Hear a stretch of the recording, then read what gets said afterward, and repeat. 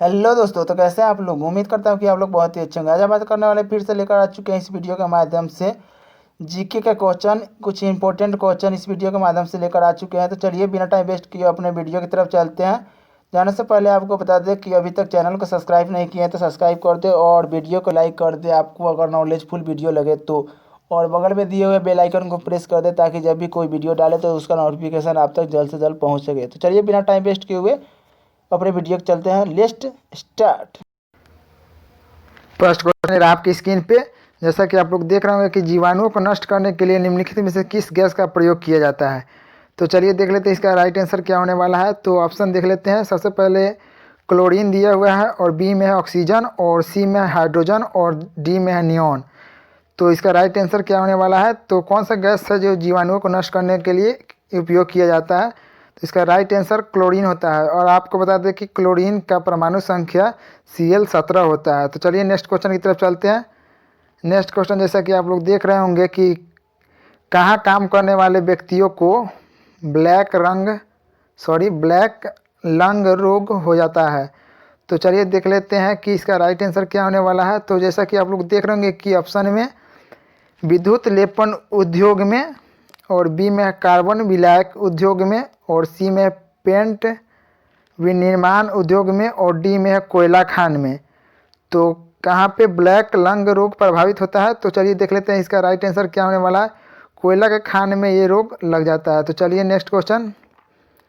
जैसा कि आप लोग देख रहे होंगे कि निम्नलिखित में से ऑक्सीजन मिश्रित वह निष्क्रिय गैस कौन सी है जो अवरोधी पीढ़ियों रोगियों को दी जाती है। तो चलिए देख लेते हैं इसका ऑप्शन में दिया हुआ है हीलियम और बी में है क्रिप्टॉन और सी में है रेडॉन और डी में है आर्गन। तो इसका राइट आंसर हो जाएगा आपको हीलियम।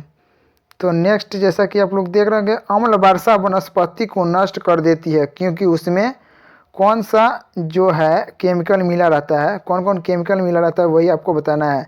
तो ऑप्शन देख लेते हैं। इसका राइट आंसर अगर आपको पता होगा तो आप बता सकते हैं कमेंट बॉक्स में कमेंट कर कर। तो चलिए इसका ऑप्शन देख लेते हैं। फर्स्ट में दिया हुआ है नाइट्रिक अम्ल होता है और बी में है ओजोन होता है और सी में होता है कार्बन मोनोऑक्साइड और डी में है सल्फ्यूरिक अम्ल। ये वाला क्वेश्चन 10th में बहुत अच्छी तरह से आप लोग पढ़े होंगे कि अम्ल वर्षा कौन कौन से क्या बोलते हैं केमिकल के मिलने से बनता है। तो चलिए इसका राइट आंसर हम अपने तरफ से बता देते हैं बिना सो आंसर किए हुए। सल्फ्यूरिक अम्ल हमारे हिसाब से राइट आंसर होगा। तो देख लेते हैं इसका राइट आंसर क्या आता है। तो इसका राइट आंसर जैसा कि आप लोग देख रहे हैं स्क्रीन में सल्फ्यूरिक अम्ल होता है। इसका राइट आंसर डी नंबर है। तो चलिए नेक्स्ट एरोसोल का उदाहरण क्या है। तो जैसा कि आप लोग देख रहे होंगे कि 4 ऑप्शन दिया गया है आप लोगों को। ए में है दूध और बी में है नदी का जल और सी में है धुआं और डी में है रुधिर। तो एरोसोल का उदाहरण एक अच्छा उदाहरण कौन सा है। तो इसके इसी में राइट आंसर छुपा हुआ है। तो चलिए देख लेते हैं इसका राइट आंसर है धुआं। तो नेक्स्ट क्वेश्चन की तरफ जैसा कि 6 नंबर क्वेश्चन धूम कुहरा मौजूद आँख में जलन पैदा करने वाला एक शक्तिशाली द्रव्य है। तो इसमें कौन सा अम्ल भाग लेता है। तो चलिए देख लेते हैं।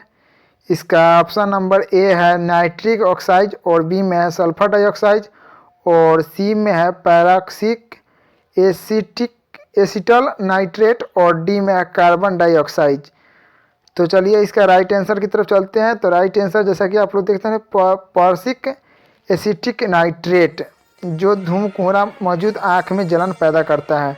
तो चलिए नेक्स्ट क्वेश्चन 7 नंबर ये रहा आपकी स्क्रीन पे। वायुमंडल में कौन सी गैस परावैंगनिक किरणों को अवशोषित कर देती है। तो इसका जैसा कि आप लोग देख रहे होंगे ऑप्शन में 4 ऑप्शन दिया गया है। ए में होता है ओजोन और बी में है मीथेन और सी में है नाइट्रोजन और डी में है हीलियम। तो इसका राइट आंसर आप लोग बता सकते हैं कमेंट बॉक्स में कमेंट कर कर कि वायुमंडल में कौन सी गैस परावैंगनिक किरणों को अवशोषित कर देती है। तो चलिए इसका राइट आंसर देख लेते हैं हमारे स्क्रीन के ऊपर। जैसा कि आप लोग देख रहे होंगे कि ओजोन गैस जो होता है वो हमारे परावैंगनिक किरणों को अवशोषित कर देती है। तो चलिए नेक्स्ट क्वेश्चन 8 नंबर क्वेश्चन कृत्रिम वर्षा या मेघ बीजन के लिए प्रायः प्रयोग किए जाने वाला रासायनिक द्रव्य क्या है। तो इस वह कौन सा केमिकल उसमें उत्तरदायित्व होता है। तो आपको यही क्वेश्चन पूछ रहा है जितने भी आपको क्वेश्चन बताया जा रहा है आपके करंट अफेयर्स यानी एसएससी, रेलवे, ग्रुप डी, जितने भी एग्ज़ाम कॉम्पिटिटिव एग्ज़ाम होते हैं उसमें आने ही वाला है। तो चलिए देख लेते हैं, इसका अच्छी तरह से याद कर लीजिएगा। तो ए में ऑप्शन में देख लेते हैं सिल्वर आयोडाइड, और बी में सोडियम क्लोराइड, और सी में सूखी बर्फ, और डी में उपयुक्त सभी। कृत्रिम वर्षा या मेघ बीजन के लिए प्रायः कौन सी गैस उत्तरदायित्व होता है? तो चलिए इसका राइट आंसर देख लेते हैं, उपयुक्त सभी। इसका कहने का मतलब है उसमें कृत्रिम वर्षा में सिल्वर आयोडाइड और सोडियम क्लोराइड और सूखी बर्फ तीनों भागीदारी होता है इसमें। तो चलिए नेक्स्ट क्वेश्चन की तरफ चलते हैं। नेक्स्ट क्वेश्चन ये रहा आपकी स्क्रीन पे, हरे फलों को कृत्रिम रूप से पकाने के लिए प्रयुक्त गैस का नाम बताएं। तो इसका तो राइट आंसर आप लोग को पता ही होगा कि हरे पौधे जैसा में केला को पकाने के लिए कौन सा गैस का यूज किया जाता है। तो चलिए देख लेते हैं इसका राइट आंसर क्या होने वाला है। ऑप्शन में आपको दिया गया है एथिलीन, और बी में है एसिटिलीन, और सी में है इथेन, और डी में है मीथेन। तो इसका राइट आंसर क्या होने वाला है, जैसा कि आप लोग देख रहे होंगे स्क्रीन के ऊपर, इसका राइट आंसर क्या है। तो इसका राइट आंसर जैसा कि आप लोग देख रहे होंगे कि एथिलीन एक ऐसा गैस है जो हरे फलों को कृत्रिम रूप से पकाने के लिए प्रयुक्त किया जाता है। तो चलिए नेक्स्ट क्वेश्चन की तरफ चलते हैं। नेक्स्ट क्वेश्चन ये रहा आपकी स्क्रीन पे, निम्नलिखित में से कौन सा पीरकनाशी ओजोन का ह्रास करता है?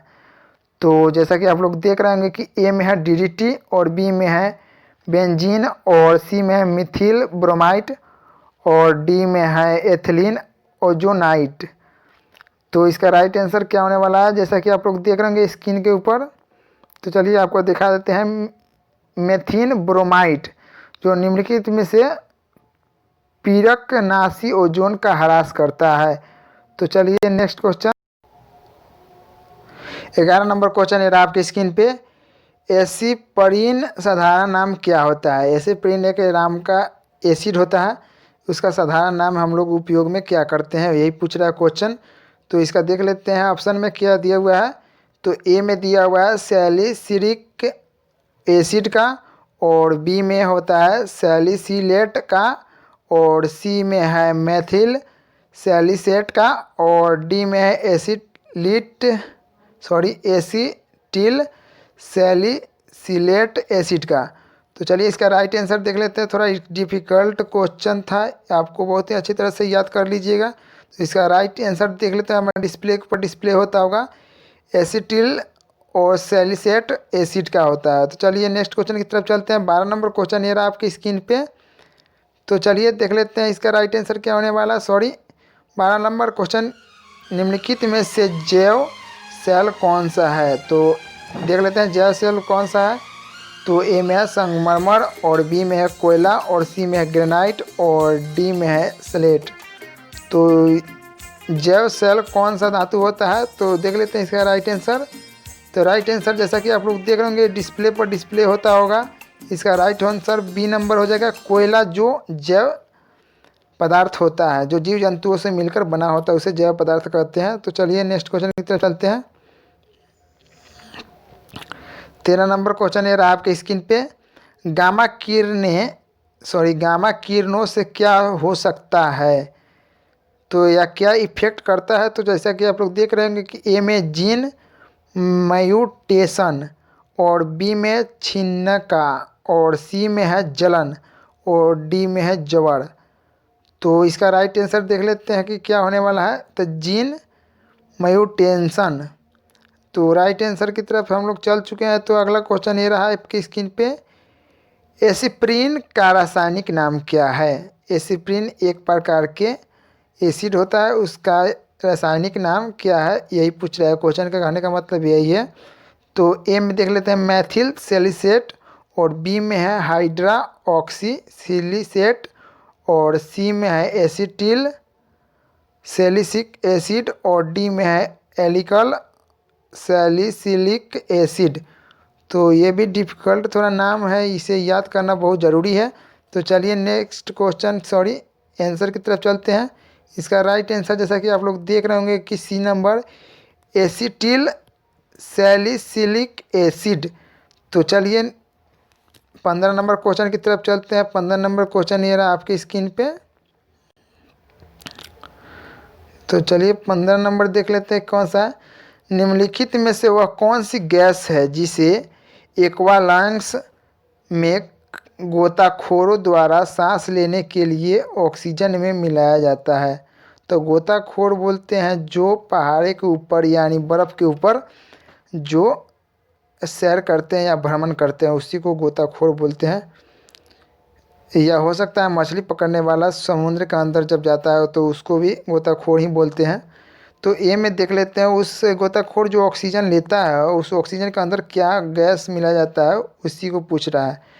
तो आपको बता दें कि ए में दिया हुआ है मीथेन और बी में है नाइट्रोजन और सी में है हीलियम और डी में है हाइड्रोजन।